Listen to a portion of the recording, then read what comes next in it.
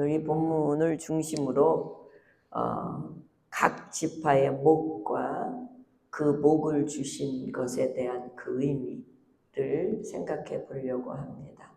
여러분이 우리가 지금까지 에스겔서가 1장부터 몇 장까지 있어요? 네, 48장까지. 오늘이 48장을 다루는 1장부터 48장까지 방대한 예언서예요. 이사야는 66장까지 있지만 이건 48장까지 있는데, 자, 48장까지 예언서는 간단해요. 크게 세 뭉치예요. 1장서부터 24장까지는 에스겔의 소명과 하나님의 영광의 환상 속에서 유다와 예루살렘의 멸망은 하나님이 거룩하시기 때문에 언약을 어긴 백성들에게 반드시 뭐가 있다고? 심판이 있음을, 심판이 임하게 된다는 사실을 명확하게 전하는 예언서라는 거예요. 유다든 예루살렘이든 이방인이든 할 것 없이, 그래서 25장부터 32장까지는 유다와 예루살렘이 멸망할 때, 그리고 유다와 예루살렘이 흥황하고 패할 때에 주변 국가, 이방 국가들이 좋아하고 박수치고 저거 봐라 꼬숩다 라고 하는 이 모든 이방 민족인 열방족도 하나님께서 25장부터 32장까지 다 멸망의 심판을 하시겠다고 말씀하신 내용, 암몬, 모압, 에돔, 블레셋, 두로, 애굽 등에 관한 심판이 하나님의 주권적인 그 주권으로 이스라엘뿐만 아니라 온 세상에 미치는 심판자이심을 보여주는 장면이 바로 25장부터 32장까지 기록되어 있었어요. 그리고 33장부터 48장까지는 마지막 하나님의 심판 후에, 이제 심판을 다 하시고 난 후에 신실하신 하나님의 언약으로 모든 것을 새롭게, 이스라엘도 새로운 목자를 보내시고 성전도 새로워지고 땅도 새로워지고 백성도 새롭게 되는 새로운 질서, 거룩한 나라를 하나님께서 끝내 세우겠다고, 그래서 회개를 외치고 심판하게끔 만들어 놓으시고, 이 신실하신 하나님께서는 새로운 질서와 새로운 회복에 하나님의 거룩한 나라를 세우겠다는 내용이 에스겔서 1장서부터 48장까지의 흐름입니다. 그래서 크게 보면 심판, 죄가 있기 때문에 심판이에요. 오늘 우리도 심판이 두렵지요. 네. 지금 온 세계가 지금 온통 죄가 너무나도 관영해서 진짜 죄인데 죄인지 모를 정도로 무감각해지는 죄의 만능 시대에 살고 있습니다. 그런데 이 죄는 우리가 에스겔서를 보더라도, 이사야를 보더라도, 예레미야를 보더라도 죄는 반드시 심판하신다는 거예요.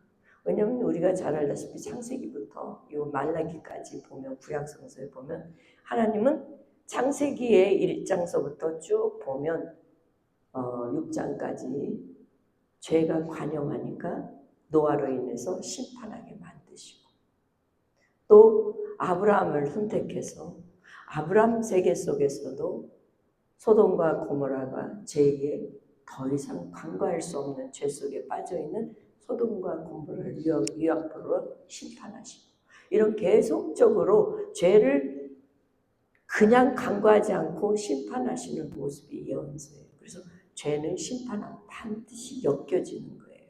그러니까 우리도 죄를 지으면 그냥 죄 속에 빠지고 있으면 심판을 받게 된다는 거예요. 근데 우리는 죄를 심판받지 않는 이유는 무슨 까닭이에요? 네? 예수님께서 우리의 죄를 십자가에 당신이 죽으신 대신 우리의 죄를 다 짊어지고 죽으셔서 죄에 대한 그분은 우리가 의롭다고 그분한테 칭함을 받게 된 거예요. 근데 단 예수님을 믿어야 된다는 거예요. 예수님을 안 믿으면 여전히 여러분은 죄 속에 있고 응애하고 태어난 아이일지라도 죄 속에 있게 된다는 거죠. 그래서 죄는 반드시 심판과 연결되고 열방도 마찬가지의 심판 비껴나갈 수가 없게 되는 거죠. 그러나 단 하나님은 멸망의 하나님이 아니라 우리를 건지시고 영원히 살게 하시는 하나님이시기 때문에 회복을 해주시겠다는 거예요. 회복. 그래서 새 창조를 할 수밖에 없는 거예요. 그래서 우리가 40장에서부터 48장까지 하나님께서 새롭게 만드는 새 질서, 새 나라, 새 민족, 새 백성, 새 땅을 얘기하는 게 지금 40장에서 꾸준하게 이어오고 오늘 마지막은 땅에 대한 이야기로 하나님께서는 새 땅을 회복시키고자 의도하신 바예요. 근데 여기서 중요한 게 있어요. 에스겔서에서 우리가 꼭 봐야 할 중심적인 축이 있어요. 그게 뭐냐면 하나님의 임재 여부예요. 오늘날 우리 교회도 하나님이 임재하느냐 없느냐, 여러분 속에 하나님이 임재하느냐 여러분 속에 하나님의 임재가 없느냐, 굉장히 중요한 겁니다. 여러분이 교회를 많이 다녔다 해서 여러분이 성령을 받아서 막 각양의 은사를 가지고 있다 해도 하나님이 여러분 속에 있느냐 없느냐, 교회에 하나님께서 함께 있느냐 없느냐, 이게 굉장히 중요한 신앙의 축이라는 거예요. 그래서 성경은 특히 이 에스겔도 하나님의 임재의 축이 두드러지게 나타나요. 11장에 보면 여러분 우리가 11장을 살펴볼 때 하나님의 임재가 성전에서 뭐예요? 떠나시는 걸 봐요. 맞아요? 틀려요? 봐서 생각나요? 하나님의 임재가 성전 안에 있었던 하나님의 임재가 떠나요. 뭐 때문에 떠날까요? 죄 때문에. 회개하지 않는 죄 때문에. 그리고 이 떠나고 난 다음에 43장에 보면 43장 4절에 보면 어떻게 돼요? 이제 여호와의 영광이 동문을 통해서 성전으로 들어와요. 11장에서 떠나시는 하나님이 43장에서 들어오세요. 그 44장 2절에 보면 여호와께서 내게 이르시되 이 문을 닫고 다시 열지 못할지니 아무도 그리를 들어오지 못할 것은 이스라엘 하나님 나 여호와 그리로 들어왔습니다. 그러므로 닫아둘지냐. 여러분 이 놀라운 사실이 지난주에 하나 더 보여줄 게 있었는데 그걸 못 보여줬는데요. 지금 이 예루살렘의 그 성전에 동쪽 문이 닫혀져 있어요. 닫혀져 있는데 지금 오늘 44장에 보면 하나님께서 그리로 돌아오고 닫혀놨어요. 그건 2000년 전에 이미 예수님께서 그 문으로 들어가셨어요. 역사적으로 예수님께서 성전의 11장에 떠나셨던 그 하나님께서 다시 동문으로 들어오시면서 들어가신 그 동문은 닫히고 지금까지 열려지지 않는, 지금 그 동문 앞에서 놀랍게도 땅이 갈라지는 현상이 일어나고 있다고 고고학자들이나 종교에 정말 심취하신 모든 신학자들이 지금 연구한 결과예요.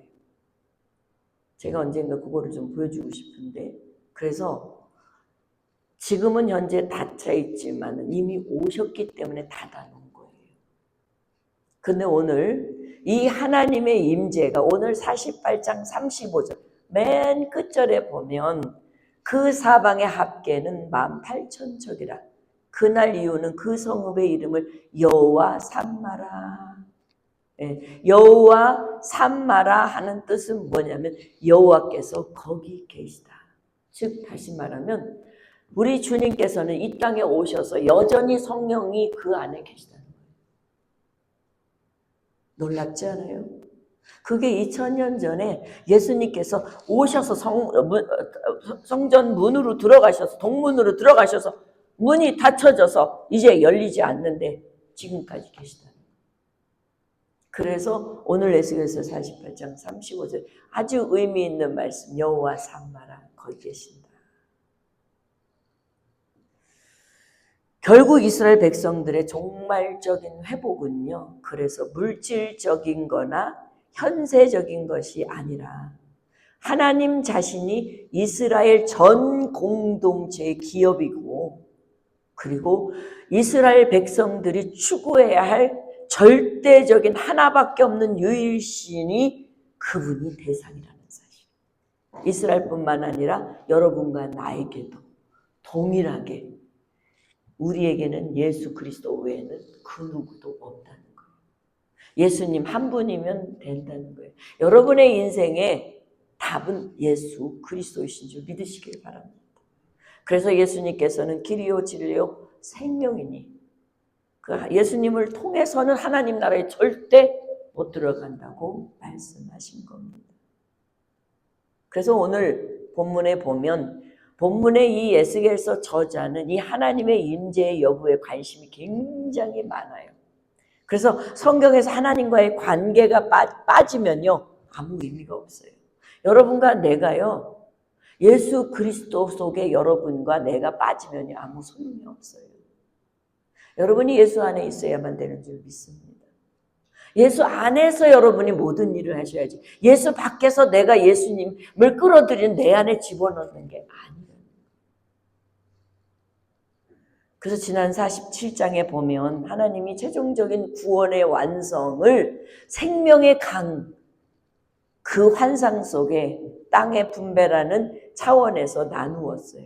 우리는요. 그래서 오늘은 다루어질 1절서부터 7절과 23절부터 29절 사이에는 이 12지파의 목, 그 의미를 살펴보려고 합니다.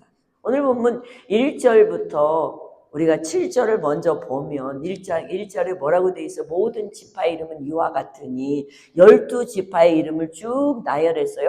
북쪽 끝에서부터, 북쪽이 이쪽 끝이에요. 북쪽 끝에서부터 이렇게 쭉쭉 헤블론 길을 거쳐 하마노 길을 지나 다메섹 경계선에 있는 하살 에논까지, 곧 북쪽으로 하마 경계선에 비치는 땅에서 동쪽에서 서쪽까지는 다넴. 여기서 계속 동쪽에서 서쪽, 동쪽에서 서쪽이라고 계속 나와요. 2절을 보세요. 2절도 동쪽에서부터 서쪽까지 아셀목이야. 2절에. 왜 안 넘기세요? 3절에도 아셀 경계 다음에 동쪽에서 서쪽까지는 납달리의 목이에요. 납달리 경계선부터 또 동쪽에서 서쪽까지의 므낫세 목이에요. 그리고 5절에 보면 므낫세 경계선 다음이 동쪽에서 서쪽까지 에브라임이에요. 에브라임 경계선 다음으로 동쪽에서 서쪽까지는 루벤의 목이에요. 루벤 경계선의 다음에서 동쪽에서 서쪽까지는 유다 목이에요. 자, 이 도표를 좀 볼까요? 맨 뒤로, 조금만 밑으로 좀 더 넘기시고, 하나 더. 예. 여기에 보면 여러분이 이스라엘 땅 지파별로 분배 제도가 있죠. 여호수아 땅이 여러분 맨 이쪽에 있습니다. 여러분. 예, 이쪽에 있습니다. 그리고 에스겔 48장의 땅 지금 얘기한 단부터 시작해서 단, 아셀, 납달리 이렇게 므낫세 이렇게 쭉쭉쭉 내려가잖아요. 이렇게 서선으로 이렇게 올라가요. 동쪽에서부터 북쪽, 동쪽에서부터 올라가잖아요. 그렇듯이 여러분이 잘 보세요. 동쪽에서 서편까지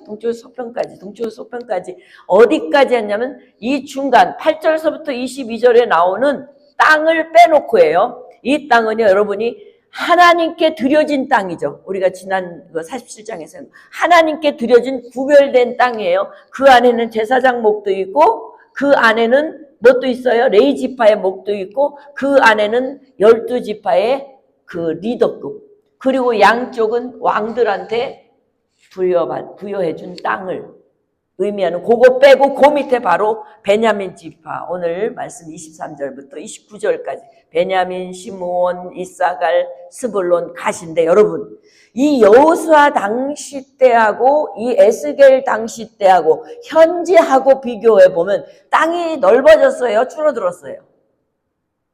응? 여러분 눈으로 보세요. 짧아졌어요? 커졌어요? 작아졌어요? 네, 작아졌어요, 여러분. 여기에 보면 이 길르앗 땅이 없어졌어요. 그만큼이 없어졌어요, 이렇게. 네, 지금 현재도 그만큼이 없어요. 맞죠? 현재도 그만큼이 없어요. 그만큼이 없고요. 지금 현재는 이스라엘이라고 분홍색, 빨강색으로 이렇게 황토색으로 이렇게 넣어진 게 그게 이제 이스라엘이에요. 예, 그게 1967년에는 하얀 그 부분이 요르단 예루살렘 팔레스타인 영토인데 지금은 다 팔레스타인 영토를 다 허입해서 조금 늘어난 거예요. 무슨 얘기인지 알겠죠? 네. 그래서 여기에 보면 여호수아 당시에는 넓어요. 왜? 그 밑으로 간 밑으로 루벤인데 이게 이제 같이 이쪽으로 다 흡입한 거죠. 좁아진 거예요. 그러니까 여러분 여기서 보면 동편에서 서쪽 편까지라고 하는 표현은 여러분 창세기에 보면 창세기 2장 8절에 보면 에덴 동산이 어디에 있다고요? 동방에 위치해 있다고 돼 있잖아요. 그래서 에스겔서 43장 1, 2절에 보면 이렇게 돼 있어요. 위로 올라가서요, 다시. 에스겔서 밑으로 43장 1, 2절. 어디 갔지? 43장 1, 2절이.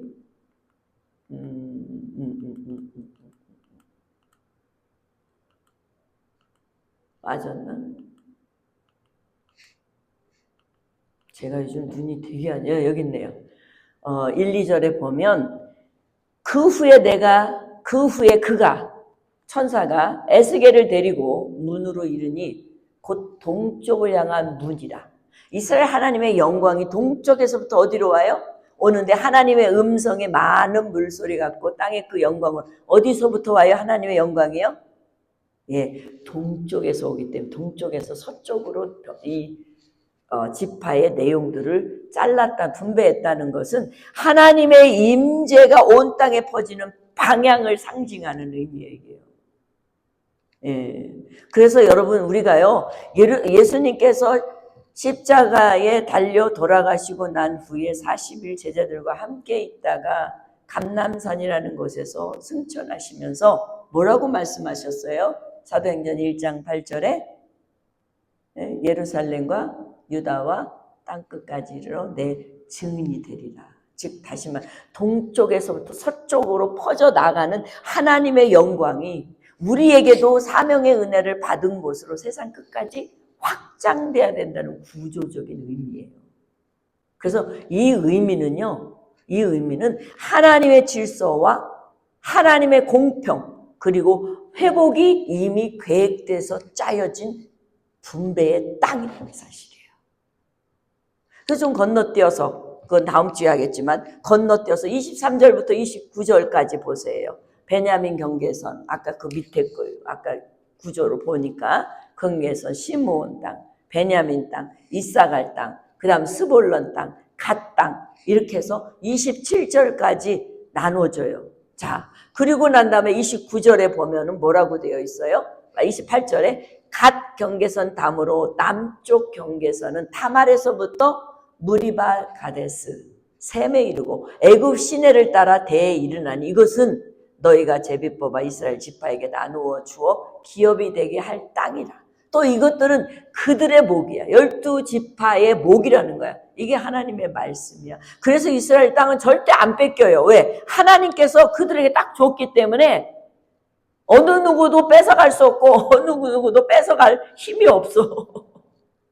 여러분 아무리 이란이 그렇게 그 팔레스타인을 차지하려고 해도 안 되잖아요. 예. 그게 하나님께서 말씀해 놓으셨기 때문에 그 말씀은 절대절명의 하나님의 변함이 없는 말씀이기 때문에 사람이 어떻게 바꿀 수가 없는 거예요. 하나님 말씀은요 이렇게 힘이 있고 능력 있고 확실합니다. 그래서 여러분 호사에서 여러분이 2장 23절에 보면 내가 나를 위하여 장로님은 이거 돌려주셔야 되는데 그거 저 주세요. 하나 더요. 예. 호세아서 2장 거기에 보면 내가 나를 위하여 그를 이 땅에 심고 긍휼히 여김을 받지 못하였던 자를 긍휼히 여기고 언제 이 땅 분배하고 다 회복시킬 때에 하나님 약속하신 거예요. 여기며 내 백성이 아니었던 자에게 향하여 이르되 너는 내 백성이라 하리니 그들은 이르기를 주는 내 하나님이라 하리라 하니라. 우리 이방인들도 하나님이라고 불러요, 안 불러요? 지금은 부르죠. 하나님께서 땅 분배에 우리도 지난주에 뭐라 그랬어요? 우리에게도 이방인들에게도 공평하게 하나님을 신뢰하고 믿고 의지하는 자에게 준다고 했어야 하는 줄 알았어요. 준다고 약속했거든요. 그래서 이 말씀을 로마서에 사도 바울이 인용을 하기를 뭐라고 인용했냐면 9장 25절 26절에 호사야 그래도 이르기를 내가 내 백성이 아닌 자를 내 백성이라 사랑하지 아니하는 자를 사랑한 자라고 부른다. 너희는 내 백성이 아니라 한 그곳에서 그들이 살아계신 하나님의 아들이라 일컬음을 받으리라 함과 같으니라. 그러니까 하나님께서는 예전에 유대인만 사랑하는 게 아니라 모두 하나님께서 백성이라고 부르셨다는 거예요. 그리고 사랑한다고 해줬다는 거예요. 그러니까 지금 23절에서 29절의 모든 이 분배 법칙 속에서도 여전히 하나님은 하나님 백성이라고 하는 소리를 듣고 싶고 하나님께서 백성이라고 일컫기 위해 주신 땅이라는 사실이에요. 그래서 여러분이 잘 알다시피 사도 베드로는요, 베드로전서 2장 10절에 너희는 전에는 백성이 아니더니 이제는 하나님의 백성이에요. 전에는 궁유를 얻지 못하던 이제는 궁유를 무엇 때문에? 에스겔의 이 예언 속에 이미 포함되어 있어요. 그래서 하나님께서는 이 말씀을 통해서 이 12지파들의 땅 분배 속에 다시는 하나님의 백성으로 부르겠다고 다시 하나님의 백성으로 다시 부르도록 하겠다고 언약을 성취하는 게 땅 분배의 하나님의 근본적인 이유가 여기 있다는 거예요. 아멘. 그래서 여러분과 나도요, 이 은혜를 받은 자인 줄 믿습니다. 회복된 언약 공동체의 하나님, 포로 이후에 흩어졌던 12지파를 하나로 완전한 이스라엘을 이루시는 회복의 은혜 하나님, 언약을 이루신 하나님은 여전히 우리에게도 예수 그리스도를 통하여서 언약을 이루시는 하나님으로 다가오셔서 우리를 예수 그리스도 이름이라고 하는 그분 한 이름 때문에 우리 또한 하나님의 자녀로 만들어 주셨다는 거예요. 그 에스겔서를 보면 48장이 굉장히 예수 그리스도에 대한 강력한 메시지가 담겨져 있어요. 그래서 여러분이 지난주에 47장에 보면 47장 13절 14절에 보면 뭐라고 그랬어요? 하나님께서 주 여호와가 이렇게 말씀하셨네요. 너희는 이 경계선대로 이스라엘 12지파에게 이 땅을 나누어 기업이 되게 하고 요셉에겐 두목 줘라. 내가 옛적에 내 손을 들어 맹세하여 이 땅을 너희 조상에 주겠다고 옛날부터 주겠다고 한 거예요. 그 대신 나누는데요, 굉장히 중요한 게 있어요. 공평하게 나누라. 기업을 삼아라. 예전에는 제비 뽑았죠. 제비가 아니라 주님이 공평하게 똑같이 나누도록 하셨다는 거예요. 똑같이. 예. 그래서 여기에서 똑같이 나누겠다니, 여기 기업이라고 하는 거는 상속이에요. 상속. 대물려 가는 거예요. 계속적으로. 대물려 가는 건데, 여러분 이러한 땅의 분배에 역사적으로 대물리는 게 뭔지 아십니까? 땅, 진짜 눈에 보이는 땅보다도 더 귀한 게 있어요. 여러분 민수기에 보면요, 민수기 18장 20절에 보면 뭐라고 그랬냐면 여호와께서 또 아론에게 이르시되 너는 이스라엘 자손의 땅에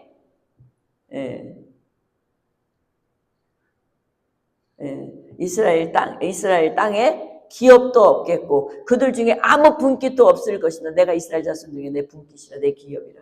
누가요? 하나님이 분깃이고 하나님이 기업이래요. 누구의? 이스라엘의.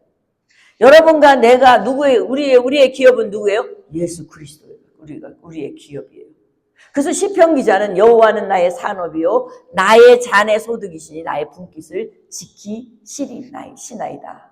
그래서 사도 바울은 로마서에 8장 17절 자녀이면 또한 상속자 곧 하나님의 상속자요 그리스도와 함께한 상속자니 우리가 그와 함께 영광을 받기 위하여 고난도 함께 받아야 할 것입니다. 영광 받기를 원하는 사람 뭣도 따라와요? 고난도 따라온다는 거예요. 고난을 피해 다니는 게 아니라 고난도 따라오기 때문에 마땅히 내가 하나님의 자녀니까 고난 왔구나. 라고 확인할 수 있도록 하셨다는 거예요. 그래서 여러분 골로새서 3장 24절도 보면 이는 기업의 상을 주께 받은 줄 아나니 너희는 주 그리스도를 섬기느니라. 이스라엘의 기업과 이스라엘의 주인은 하나님 한 분이지만 여러분과 나의 주인고 기업은 예수 그리스도라는 거예요. 그래서 사도 바울은 에베소 1장 14절에 우리 기업의 보증이 되사 그 얻으신 것을 성량하시고 그의 영광을 찬송하게 하려 하심이라 라고 기록하여 놓으셨다는 거예요. 그래서 사도 바울도 성도들의 기업은 하나님의 나라, 영원한 생명, 그리스도의 연합과 영광, 그리스도 안에서 누리는 하나님의 모든 약속의 총체가 바로 예수 그리스도예요. 이런 의미에서 땅 분배는요, 이스라엘 백성에게 한 가지, 한 지파도 빠짐없이 분배됐다는 의미는 우리가 알아야 할 의미가 뭐냐면 하나님의 은혜는 차별이 없어요. 이방인이든 유대인이든 상관없이. 그래서 각 지파가 동서간의 긴 평행 구역을 똑같이 받는다는 것은 하나님 나라에서도 모든 성도가 동일한 상속자임을 상징하는 거예요. 그래서 공평한 분배, 선택된 모든 자는 마침내 구원해 주시겠다고 하는 하나님의 구원의 의지적인 강한 의미가 담겨져 있는 게 이 분배에서 오는 중요한 의미가 있다는 거예요. 그래서 신명기 10장 17절에 보면 너희 하나님 여호와는 신 가운데 신이시며 주 가운데 주시며 크고 능하시고 두려우신 하나님이시라. 그 하나님은 사람을 외모로 보지 아니하시고 뇌물도 받지 아니하시나. 뭐라고? 하나님 어떤 분이요? 하나님은 사람을 외모로 보지 않는다는 거예요. 근데 왜 이렇게 교회에서 외모로 보려고 그래요? 나도 좀 이렇게 평범하게 입고 오고 싶어도 꼭 이렇게 이렇게 입고 와야 되잖아요. 외모 보니까. 네? 근데 외모보다 우리 안에 있는 속을 주님은 더 보세요. 그래서 하나님은 사람을 외모로 보지 않고 뇌물도 받지 않으세요. 뇌물 받는 거 아주 싫어하세요. 그러니까 뇌물을 주지 말고 사랑을 주세요. 그래서 사도행전에 보면 베드로가 입을 열어서 말하되 내가 참으로 하나님은 어떤 분인지 안다? 어떤 분이냐면 사람을 외모로 보지 아니한 분이다. 각 나라 중 하나님을 경외하며 의를 행하는 자는 다 받으신다. 오, 그게 우리는 이 속에 다 들어있잖아요. 할렐루야. 네, 사도 바울도 로마서에서 2장 11절에 하나님께서는 외모로 사람을 취하지 아니하신다. 사도 바울 갈라디아서 또 그러셨어요. 갈라디아서도 너희는 유대인이나 헬라인이나 종이나 자유자나 남자나 여자나 다 그리스도 예수 안에 뭐라고요? 하나이다. 하나이다. 우리는 하나예요. 둘이 될 수가 없어요. 왜냐하면 주님의 몸을 이루어서 하나 되기 때문에 하나이지 둘이 될 수가 없어요. 너무 멋진 하나님이세요. 그래서 이 본문을 이렇게 자세히 보면 하나님은 여러분과 나를 구원하고 이스라엘 민족을 땅을 주는 건 공평하고 그냥 누구도 차별 없이 똑같이 주세요. 똑같이 주셔요. 그래서 주님께서도 여러분과 나에게도 그 놀라운 사실을 이렇게 말씀하셨어요. 여러분이 마태복음 20장에 보면 천국에 마치 품꾼을 얻어 포도원에 들여보내서 일을 아침부터 하도록 데리러 가신 주인과 같다라고 소개하는 내용이 있어요.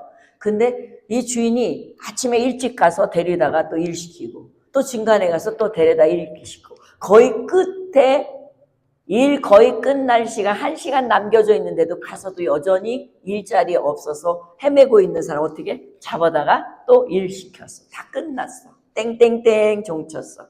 그러면 이제 주인이 품꾼을 줄 때 약속을 했어. 한 데나리오냐 한 데나리오냐 이렇게 하고 13절에 보니까 한 데나리온으로 약속을 했어.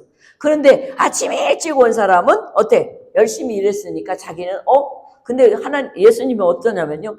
맨 늦게 온 사람부터 돈을 줬어. 늦게 온 사람 한 대로는 딱 받으니까 나는 아침부터 왔으니까 좀 많이 받겠네. 이게 사람의 심리거든요. 근데 자기가 약속받은 게 뭐예요? 한 대만 이론이잖아요. 근데 이 사람이 한 시간 전에 왔으니까 이 사람은 한 대란을 준 거 나는 좀 더 많이 주겠다. 이 생각 자체가 욕심이야. 이 생각 자체가 잘못된 거야. 성경에서는 말하기를. 근데 우리는 그게 뭐라? 노동법에 걸린다고 하는 거야. 이게 사람의 법이지 하나님의 법은 그게. 이거는 뭘 말하냐면 우리가 일하는 그런 그 양이 아니라 하나님의 나라는 누구든지 늦게 오든 일찍 오든 동일하게 구원은 주신다는 내용의 의미거든요. 아멘. 그래서 1시간 전에 그 강도도 내가 주님 나도 주님하고 낙원에 있고 싶어요. 그러니까 그래라 그랬잖아요. 그러니까 바로 몇 분 전에도 들어가는 게 하나님의 나라라는 거예요. 꼭 기억하라는 거예요. 그렇다고 주님 내가요 거의 죽을 때쯤 돼서 하나님 내가 믿어요 이렇게 할게요. 이렇게도 안 된다는 거죠. 예, 언제 어느 때 그게 들릴지 모르니까. 그런데 이 정도로 하나님은 공평하신 분이에요.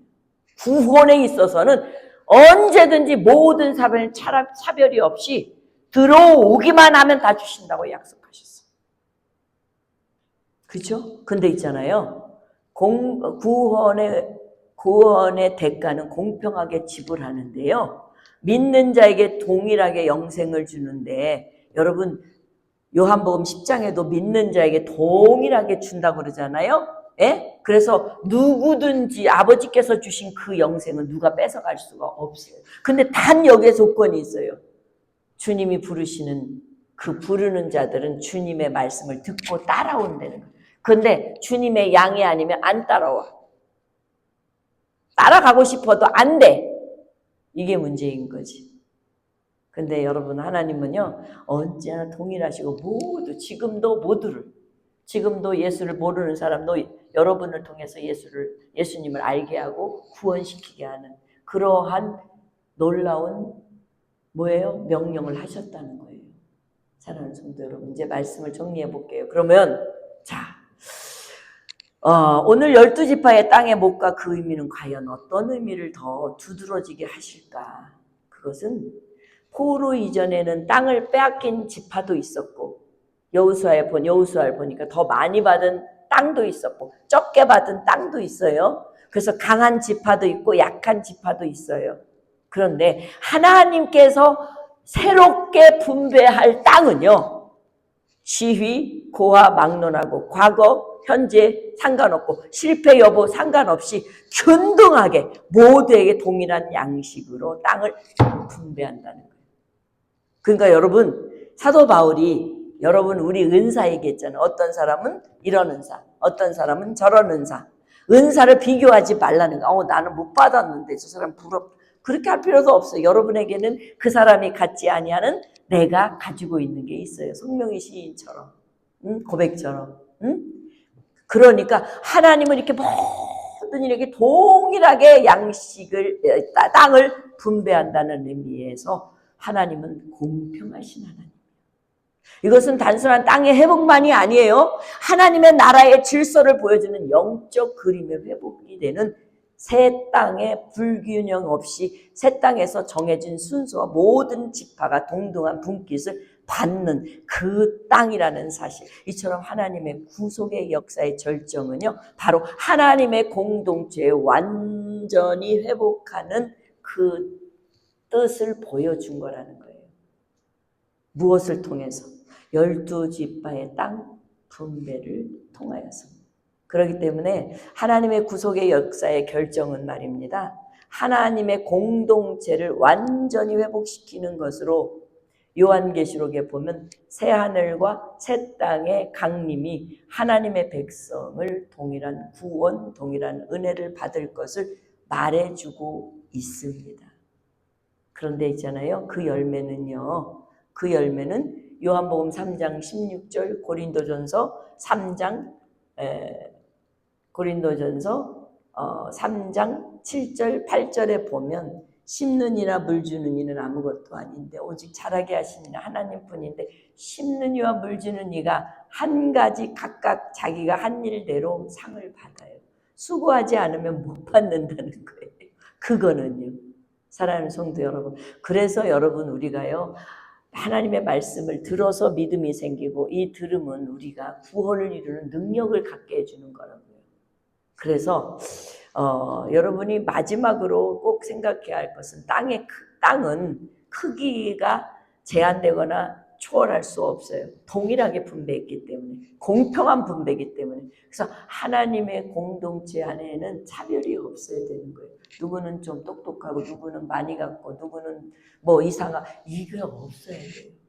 그래서 교회 오면 모두 다 동등한 하나님의 자녀로 대우해주고 만남을 이루고, 내가 좀 더 성숙해졌으면 성숙한 모습을 감추고 낮아져서 밑에 있는 사람하고 동등하게 해서 같이 올라가는 이러한 것의 교회 공동체가 앞으로 되어질 미래상이에요. 그럼 오늘 여기서 연습 안 하면 하나님 나라 가서 금방 될까요? 제가 늘 강조하는 거예요. 아니요. 훈련해야 돼요.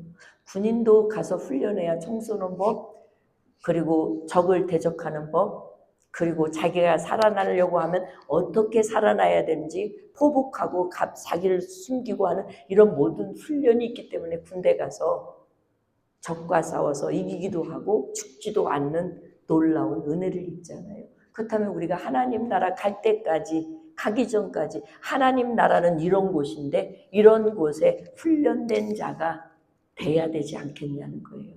아멘. 사랑하는 성도 여러분, 하나님 주시는 땅은 크기의 제한이 초과할 수 없어요.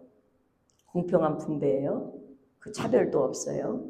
그래서 그리스도인으로 살아간다는 것은 바로 고린도전서 3장 13절에서부터 15절 이 삶이에요. 각 사람의 공적을 나타날 터인데 그날 하나님 나라 앞에 서는 그날 공적이 밝혀지는데, 그때 뭘로 태운다고요?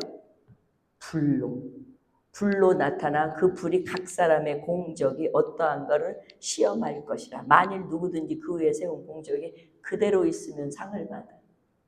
근데 공적이 불타면 자신도 구원을 받는데 불 가운데 받는데. 여러분이 만약에 돈을 가지고 갔어 하늘나라에, 태우면 탈까 안 탈까? 대답이 없어요. 타죠. 종이니까. 자, 그러면 여러분이 교회에서 수고했다고 전도상을 탔어.